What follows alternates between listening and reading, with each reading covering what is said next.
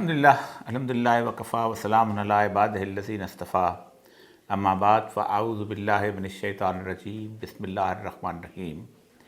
رب اشرح لی صدری ویسر لی امری واحلل عقدۃ من لسانی یفقہوا قولی صدق اللہ العظیم۔ بہت خواتین حضرات، یوں تو پاکستان ایک بہت بڑا میدان جنگ بنا ہوا ہے جسے سیاسی میدان جنگ کہتے ہیں، اور اس وقت ساری کی ساری توجہ جو ہے لوگوں کی اس بات پہ لگی ہوئی ہے کہ عمران خان کو کیسے اقتدار سے دور کیا جاتا ہے یا عمران خان کیسے ان لوگوں کو شکست دے کے اقتدار میں واپس آتا ہے۔ یہ ساری کی ساری جنگ ایک ایسی کیفیت میں ہے کہ جس میں نہ صرف پاکستان بلکہ پاکستان سے باہر کی قوتیں بھی خاص طور پہ اپنا کردار ادا کر رہی ہیں، خواہ امریکہ ہو، چین ہو، یورپ ہو یا کوئی اور ہو۔ لیکن اس سارے صورتحال میں ایک دو دن سے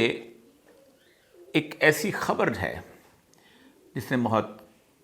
بری طرح مجھے پریشان کر رکھا ہے۔ اس خبر کی نوید بہت پہلے سے دی جا چکی تھی اور آج سے تقریباً 8-10 سال پہلے لوگ اس بات کی طرف اشارہ کرتے تھے، لیکن کل ایک اہل نظر نے ایک اور صاحب کے ذریعے ایک پیغام پہنچایا، جس پیغام کا خلاصہ یہ تھا کہ گندم کی فصل آدھی کٹی ہوگی اور آدھی ابھی باقی ہوگی کھیتوں میں کہ لوگوں کو عذاب آ پکڑے گا۔ ہمیں کیوں عذاب کا شکار کرے گا اللہ تبارک و تعالیٰ؟ ہم نے اس کو کیا بگاڑا ہے؟ ہم کیا ایسی قوم بن گئی ہیں کہ جو یہود و نصارہ سے بھی برے تھے؟ کیا ہم پر سید الانبیاء صلی اللہ علیہ وآلہ وسلم کی امت ہونے کی وجہ سے کوئی ہماری خلو خلاصی نہیں ہو سکتی؟ وہ جو حالی نے کہا تھا رسول اکرم صلی اللہ علیہ وسلم کی اس مشہور حدیث کا حوالہ دیتے ہوئے کہ نیک ہیں یا بد ہیں پر امت ہیں تمہاری، اخبار میں الطالع لی ہم نے سنا ہے۔ رسول اللہ صلی اللہ علیہ وسلم فرمایا تھا الصالح للہ، نیک لوگ جو ہیں وہ اللہ کے لیے ہیں، والطالع لی، اور بد لوگوں کے پاس میں ہوں، ان کے لیے میں ہوں۔ اسی لیے آپ کی جو روضہ مبارک کے منبر کے اوپر جو عبارت لکھی ہوئی ہے وہ یہ ہے کہ میری شفاعت جو ہے یہ کبائر گناہوں کے لیے ہے، یعنی ان لوگوں کے لیے ہے کہ جن سے کبائر گناہ جو ہیں وہ سرزد ہو جائیں اور وہ استغفار کرتے ہیں، اور اللہ تبارک و تعالیٰ سے میں ان کی شفاعت کا طلبگار ہوں گا۔ تو کیا ہمارے گناہ اتنے زیادہ ہو گئے ہیں بحیثیت قوم، بحیثیت پاکستانی، کہ ہم پر یہ صورتحال آنے والی ہے؟ نہیں، ایسی بات نہیں ہے۔ اللہ تبارک و تعالیٰ نے آخرت کے قریب قریب ایک اسکیم آف ایونٹ رکھا ہوا ہے، اور اس اسکیم آف ایونٹ کے اندر پاکستان کا قیام بہت اہم ترین چیز تھی، اور اس کے بارے میں لوگ یہ سمجھتے تھے اور آج بھی شاید سمجھتے ہوں کہ پاکستان چونکہ اللہ تبارک تعالیٰ کی نشانیوں میں سے ایک ہے اور واقعی ہے، تو اللہ تبارک تعالیٰ اس کی خود حفاظت کرے گا۔ ایسا نہیں ہوتا۔ حضرت صالح علیہ السلام کی اونٹنی جو تھی وہ اللہ کی نشانیوں میں سے ایک نشانی تھی، اللہ نے اس کی حفاظت نہیں کی۔ وہ صالح علیہ السلام کی قوم کے لیے آزمائش تھی۔ یہ پاکستان بھی صالح علیہ السلام کی اونٹنی کی طرح ہے جو ہمارے لیے آزمائش تھا۔ اللہ کو اس سے کوئی غرض نہیں ہے کہ وہ اس کی حفاظت کرے، ہماری آزمائش تھی، اور ہم نے اس پاکستان کے ساتھ جو کھلواڑ کیا ہے اس کا نتیجہ ہمیں بھگتنا ہے۔ لیکن اکیلے پاکستان کی صورتحال نہیں ہے، یہ جنگ لگتا ہے اب بہت ہی قریب آ پہنچی ہے۔ 2 دن پہلے سعودی عرب اور ایران کی آپس میں صلح ہوئی ہے، اور صلح کرانے والا چین ہے۔ عرب اور عجم کی وہ پرانی جنگ جس کو آج سے تقریباً 1000 سال پہلے دوبارہ صفوی سلطنت کے ذریعے اٹھایا گیا تھا، اور فردوسی نے شاہ نامہ لکھنے کے بعد ایرانیوں کو عربی سے علیحدہ کر کے خاص طور پہ فارسی زبان، تہذیب اور ادب کی ترغیب دی تھی، اس جنگ کو اب کسی نہ کسی حد تک آپس میں اکٹھا کر کے ختم کرنے کی کوشش کی گئی ہے۔ اس کی بنیادی وجہ یہ ہے کہ ایران نے بہت عرصہ کم از کم 10 سے 15 سال لگا کے عراق، شام، لبنان، بحرین اور یمن کے علاقوں کے اندر اپنی پراکسیز کے ذریعے اپنے اقتدار قائم کرنے کی کوشش کی، لیکن اسے بعد میں اندازہ ہوا کہ جس عراق کے اندر اس نے اقتدار کی کوشش کی تھی اس عراق پہ تو امریکی بہت بری طرح قابض ہیں اور وہ کسی طور پر بھی ان پراکسی سے اس کو آگے نہیں ہونے دیں گے، اور ہمارا رول صرف یہی رہ جائے گا کہ ہم شیعہ سنی لڑائی میں ایک دوسرے کو مارتے رہیں۔ یہی حال لبنان کا ہے۔ حسن نصر اللہ کو اٹھایا، سب کچھ کیا، اور اس وقت لبنان جو ہے جو کبھی دنیا کے اندر انتہائی خوبصورت جگہ تھی، 1865 میں جہاں امریکن یونیورسٹی بنی تھی، اس لبنان کے اس خطے کو بھی اس وقت خاص تباہ و برباد کر کے معاشی طور پر اس وقت ایسی حالت میں گرفتار کر دیا گیا کہ وہ جہاں جس کے 1 کروڑ 20 لاکھ لوگ باہر تھے، 20 ارب ڈالر ہر سال بیچتے تھے، وہ بھی اس وقت روٹی کو محتاج ہو گیا۔ چین نے ان دونوں کے درمیان صلح کروائی ہے۔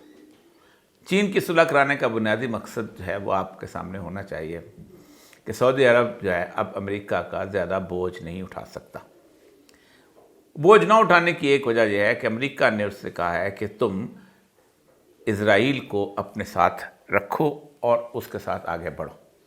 اس کے لیے امریکہ میں ایک ابراہیم پروجیکٹ جو تھا وہ شروع کیا گیا تھا کہ عیسائی، یہودی اور مسلمان حضرت ابراہیم کی اولاد سے ہیں، تو ایک ہی مذہب ہے، تو اس لیے ابراہیم پروجیکٹ جو ہے اس کو شروع کیا جائے۔ اس کے لیے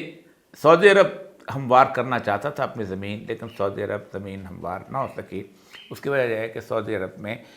عوام کے اندر شدید نفرت پائی جاتی ہے۔ انہوں نے پاکستان سے بات کی اور پاکستان کے میں لوگوں کو کہا کہ آپ اگر تسلیم کر لیں گے تو پھر ہم کہیں گے کہ اگر پاکستان جیسے ایٹمی قوت نے تسلیم کر لیا تو ہمارے لیے کیا مسئلہ ہوگا۔ اور وہ 4 کوئی کی میٹنگ مشہور ہے جس میں عمران خان بھی موجود تھا، اور عمران خان نے چونکہ انکار کر دیا تھا اسرائیل کو تسلیم کرنے کے لیے، تو یہ بیل نہیں بڑے چڑھ سکی۔ پھر یو ای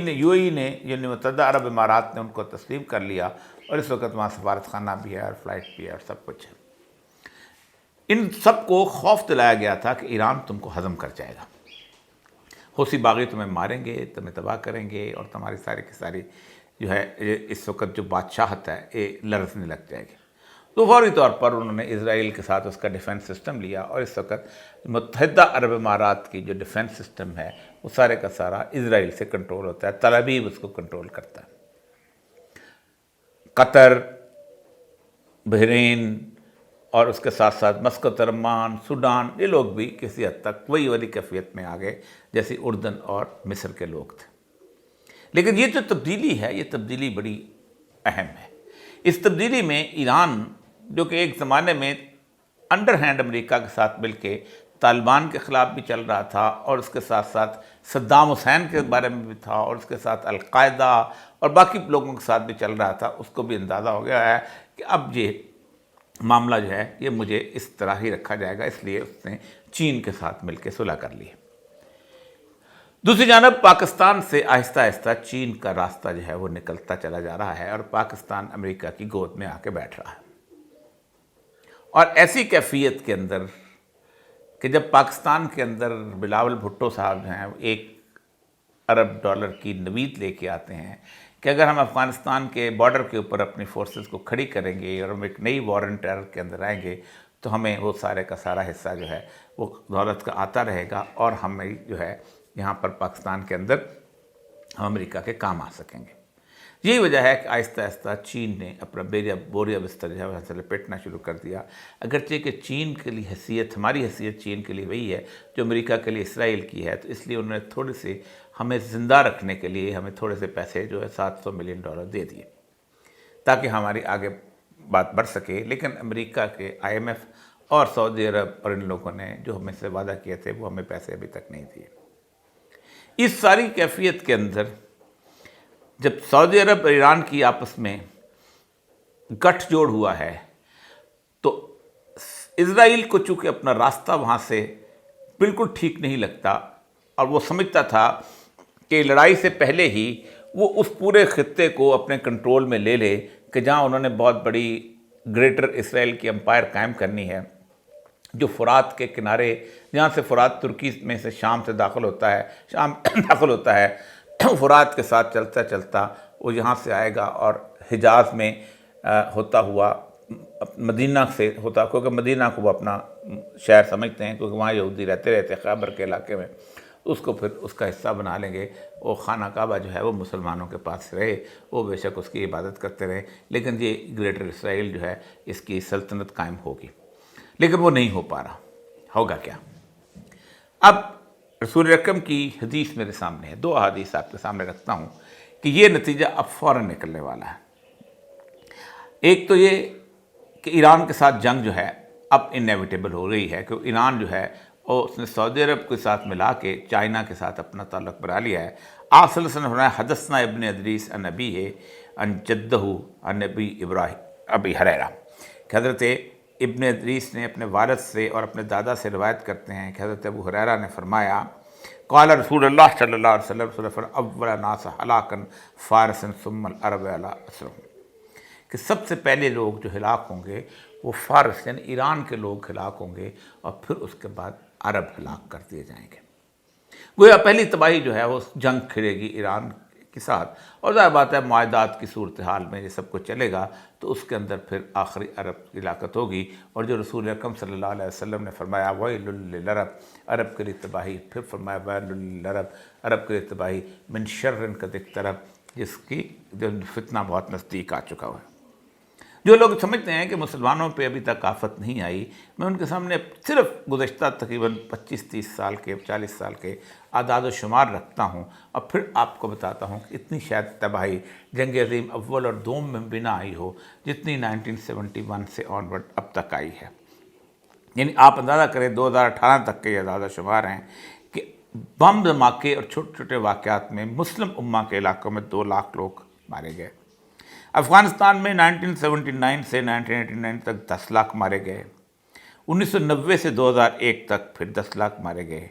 اور پھر بمباری وغیرہ میں 2018 تک 10 لاکھ، یہ کل 30 لاکھ لوگ ہیں جو سارے عرصے میں مارا گئے۔ ایران انقلاب، عراق سے 10 سالہ جنگ 15 لاکھ لوگ مارے گئے، عراق کی ایران سے جنگ پھر 10 لاکھ لوگ مارے گئے، اقتصادی پابندیاں عراق پر ان چیزوں کے اوپر 17 لاکھ لوگ مارے گئے، اور اس کے بعد جس پابندی میں ہلاکتیں ایسی ہوئی تھیں کہ انہوں نے فوڈ بند کر دی تھی اور دوائیاں بند کر دی تھی، 10 لاکھ تو بچے مارے گئے تھے۔ دیکھو 32 لاکھ کے قریب ہیں یہ ہلاکتیں مسلمانوں کی بنتی ہیں۔ یوگوسلاویہ پہ 4 لاکھ لوگ مارے گئے، کشمیر میں اور مسلمانوں کو ملا کے 3 لاکھ لوگ بنتے ہیں، برما میں مسلمان 3 لاکھ مارے گئے، فلپین کا جو قتل عام ہوا ہے مندناؤ کا، اس میں 2 لاکھ لوگ مارے گئے، چچنیا کے تقریباً 2 لاکھ لوگ مارے گئے، صومالیہ کے علاقے میں 2 لاکھ مارے گئے۔ تو اتنی لمبی جو مسلمانوں کی گزشتہ تقریباً 50 سال کے بارے میں ایک شخص گیڈیون پولیا، اس نے ایک مسلم جینوسائڈ کے اوپر اس نے اپنا ورلڈ کورٹ آف جسٹس عالمی انصاف میں مقدمہ درج کیا ہوا ہے کہ کم از کم 5 کروڑ مسلمان جو ہیں اس 50-55 سال کے اندر جو ہیں وہ مارے گئے ہیں۔ تو ایک افتاد تو ہم پہ چل رہی ہے، لیکن اب صورتحال جو ہے وہ اس میں تیزی آ رہی ہے، اور اس طرح ایران کی جنگ پہلے اور اس کے بعد سعودی عرب کی جنگ، اور پھر اگلی صورتحال جو ہے کہ پھر پاکستان کا وجہ کیا ہے، کہ پاکستان کیوں بیچ میں آ رہا ہے۔ پاکستان بنیادی طور پہ اس لیے بیچ میں آ رہا ہے کہ بارہا میں نے آپ سے بتایا ہے کہ رسول اکرم صلی اللہ علیہ وسلم نے فرمایا کہ جو میدان جنگ سجنا ہے یہ 2 محاذوں پہ سجے گا۔ ایک وہ محاذ ہے کہ جو سیدنا امام مہدی کی قیادت کے اندر شام میں جس کا ہیڈ کوارٹر ہوگا، اور عوامق اور اعماق کے علاقوں کے اندر میدان سجے گا، جس میں وہ مشہور حدیث ہے کہ 80 جھنڈوں کے تحت 12,000 فی جھنڈا تقریباً 9,60,000 جو عرب سے فوج آئے گی۔ دوسرا اس کے ساتھ وہ بھی ایک مشہور حدیث ہے کہ عراق میں سونے کا پہاڑ نظر آئے گا، اور اس کے اوپر اتنے لوگ مریں گے کہ 100 بھی اگر کسی کے بچے ہوں گے تو 99 جو ہیں اس کے اندر مارے جائیں گے۔ وہی جنگ ہے کہ جس کے بارے میں آپ صلی اللہ علیہ وسلم فرمایا کہ اتنی لاشیں بکھریں گی کہ ایک پرندہ اڑتا جائے گا اور پھر اس کو کوئی خالی جگہ نظر نہیں جائے گی، نیچے مردہ انسان پڑے ہوں گے، اور آخر وہ کسی لاش پہ آ کے گرے گا۔ یہ یقیناً ایٹم بم سے نہیں ہو سکتا، کیونکہ ایٹم بم تو جلا کر مسم کر دیتا ہے، یہ یقیناً کوئی کیمیکل ویپنز کا چیز چلے گی جس سے یہ سب کچھ ہوگا، لیکن دوسری جنگ کا میدان جو ہے وہ ہمارا جو علاقہ ہے وہ ہوگا۔ اب یہ جو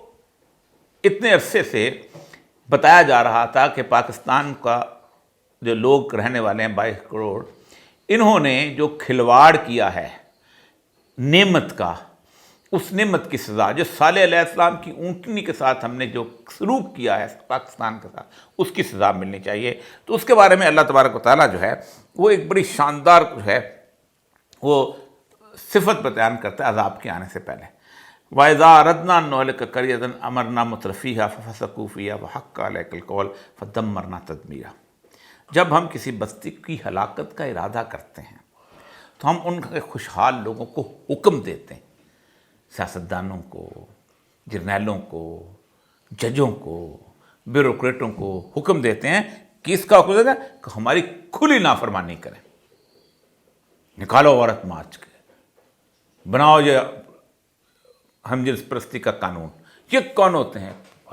دو لوگ چھوٹے چھوٹے بولتے ہیں، اللہ اس کے رسول کی باتیں کرتے ہیں۔ ختم کرو اس وقت،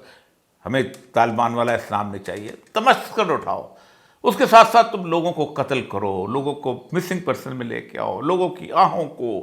سسکیوں کو اس کی پرواہ نہ کرو۔ ہم ان کے اندر ان کو حکم دیتے ہیں کہ وہ فدمرنا، پھر جب ایسا ہوتا ہے تو پھر ان کو ہم پکڑ لیتے ہیں۔ اللہ فرماتے ہیں فدمرنا تدمیرا، اور پھر ہم تباہ و برباد کر دیتے ہیں، کوئی مددگار نہیں ان کا آتا۔ تم گزشتہ 20 سال سے ہم یہی کر رہے ہیں، 600 بندے پکڑے، گوانتانامو بے میں دے دیے، پیسے کما لیے اس کے۔ افغانستان کے لیے 57,000 سارٹیز کی ہم نے اس سرزمین سے، جو سرزمین اللہ کے نام پہ بنائی گئی تھی، وہاں سے جہاز اڑے مسلمانوں کو مارنے کے لیے، جو کسی اور ملک سے نہیں اڑے، انڈیا سے نہیں اڑے، ایران سے نہیں اڑے، اب تاجکستان ازبکستان سے نہیں اڑے، کسی اور ملک سے نہیں اڑے، کسی کافر ملک سے نہیں اڑے، پاکستان کی سرزمین سے اڑے۔ تو اللہ نے ایک نافرمانی، پہلے تو نافرمانی ہم نے کرنی شروع کی اور اس کی وجہ سے یہ بات آئی۔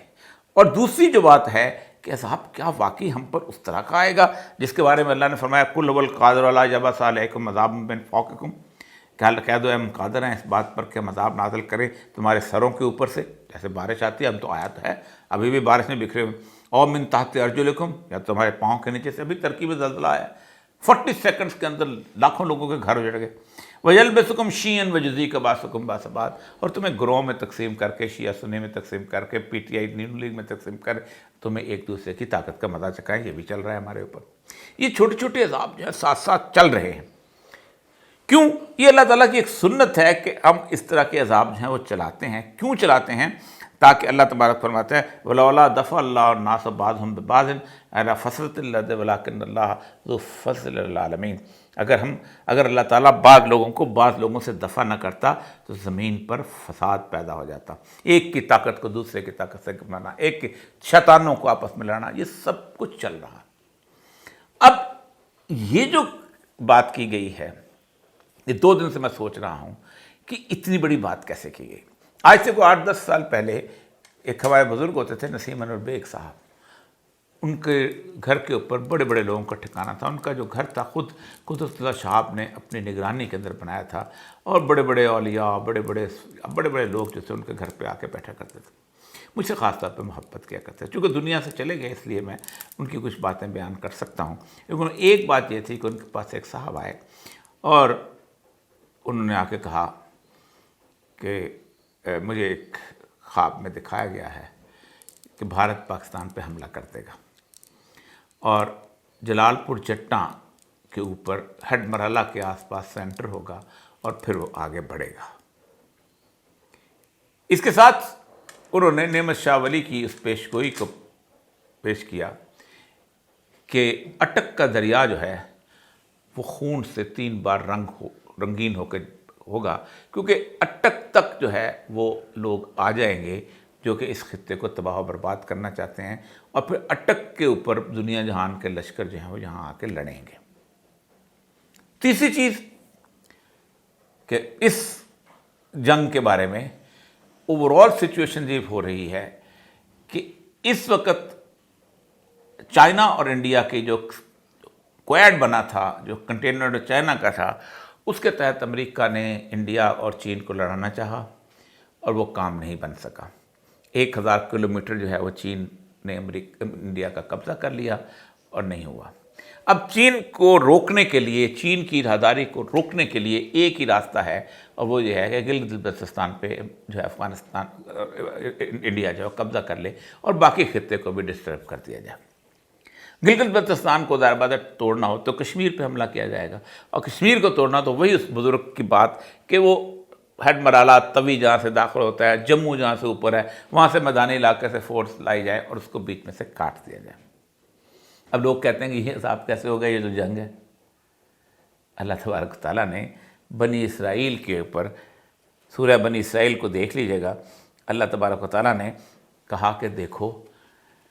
وَقَضَيْنَا إِلَىٰ بَنِي إِسْرَائِيلَ فِي الْكِتَابِ لَتُفْسِدُنَّ فِي الْأَرْضِ مَرَّتَيْنِ وَلَتَعْلُنَّ عُلُوًّا كَبِيرًا۔ ہم نے کتاب میں لکھا تھا، اس کتاب میں، کہ تم 2 دفعہ فساد تم نے کیا اور تم نے بہت بڑا فساد کیا۔ اور پھر اللہ نے عذاب کیسے نازل کیا؟ وَإِذَا جَاءَ وَعْدُ أُولَٰئِكَ بَعَثْنَا عَلَيْكُمْ عِبَادًا لَنَا۔ اور جب تم نے پہلی دفعہ کیا تو ہم نے بھیجے تم پر اپنے بندے لڑائی والے سخت، تو وہ گھس گئے گھروں کے اندر اور ایک وعدہ پورا ہو گیا۔ یعنی بخت نصر کی فوج کو اللہ کہتا ہے میں نے بھیجا تھا تاکہ تمہیں تباہ و برباد کر دیں۔ انہوں نے پورے کا پورا ہیکل سلیمانی گرا دیا، عام لوگوں کو قتل کر دیا، اور جو ان میں سے ایبل باڈیڈ وہ لوگ تھے جو کہ کسی نہ کسی طور پر کرتے تھے، سلوہار کا کام، ترخان کا کام، سنار کا کام، ان کو ساتھ لے گئے اور جا کے بابل میں غلامی کی زنجیریں جکڑ دیں۔ دوبارہ ان کے پاس ایک بحیثیت قوم مجتمع رہے وہاں پر، لیکن دوبارہ اللہ تبارک فرماتے ہیں کہ جب دوبارہ ہوا اور جب تم کو ہم نے نجات دلا دی، جب سائرس اعظم آ گیا اور اس نے آ کے بابل النینا کو فتح کر لیا اور تم کو لے کے واپس آباد کر لیا، اور پھر تم نے پھر دوبارہ شرارتیں شروع کر دیں اور سیدنا عیسیٰ علیہ السلام کو تم نے اپنے حساب سے تم نے صلیب پہ چڑھا دیا، ایک پیغمبر کے ساتھ کیا، تو اللہ کہتا ہے وَإِذَا جَاءَ وَعْدُ الْآخِرَةِ۔ اور جب دوبارہ آیا تو اللہ نے کس کو بھیجا؟ ٹائٹس کو۔ اللہ کہتا ہے میں نے بھیجا، رومی جرنیل کو بھیجا کہ جاؤ ان کو تباہ برباد کر دو، اور اس نے اینٹ سے اینٹ بجا دی۔ اللہ کہتا ہے وَقَطَعْنَاهُمْ فِي الْأَرْضِ أُمَمًا، ہم نے پوری دنیا میں امتوں میں تم کو تقسیم کر دیا، کوئی ادھر چلا گیا، کوئی ادھر چلا گیا، کوئی ادھر چلا جائے گا، اور آخر میں اللہ کہتا ہے وَجِئْنَا بِكُمْ لَفِيفًا، میں تمہیں واپس بلا لوں گا۔ لیکن یہ بھی عذاب کی ایک صورت ہے، اور اس عذاب کو اللہ کے رسول صلی اللہ علیہ وآلہ وسلم نے خاص طور پہ بتایا ہے، اور وہ حدیث میں بار بار سناتا ہوں کہ آپ صلی اللہ علیہ وآلہ وسلم نے مختلف اطراف کے اندر فساد کی خبر دی، مختلف کہاں سے بیضاء الخراب فی الارض، دنیا میں خرابی پیدا ہوگی، اور اس نے میرے ملک کی خرابی جو سندھ ہے، جو رسول اکرم کے زمانے میں میرا پاکستان سندھ کا حصہ تھا، آپ نے فرمایا خراب السندھ من الہند خراب الہند من السین، سندھ کی تباہی ہند یعنی بھارت سے ہوگی، اور بھارت کی تباہی چین سے ہوگی۔ ہماری گردن مڑوڑنے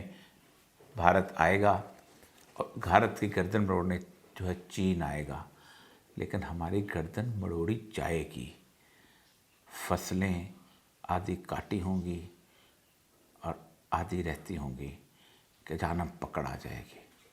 ہماری پکڑ کیوں آنی ہے؟ کیونکہ اللہ کی نشانی تھی پاکستان، ویسی ہی جیسی صالح علیہ السلام کی اونٹنی تھی۔ ہم نے اس کا چہرہ اتنا بدبخت، گندا، غلیظ، دھندلا کر دیا ہوا ہے کہ اللہ کے غیظ و غضب کہ ہم مستحق ہو چکے ہیں۔ اس کی ایک ہی راستہ ہے اس کا عذاب سے بچنے کا، وہ رشتہ 10 سال سے لکھتا جا رہا ہوں کہ پوری قوم اللہ کے سامنے اجتماعی استغفار کرے۔ نہیں کریں گے تو سب جائیں گے۔ واتقوا فتنة لا تصيبن الذين ظلموا منكم خاصة، ڈرو اس فتنے سے جس کا وبال صرف ان لوگوں پر نہیں آئے گا کہ جنہوں نے یہ فتنہ برپا کیا، بلکہ سب کے سب اس میں رگڑے جائیں گے۔ وآخر دعوانا الحمدللہ رب العالمین۔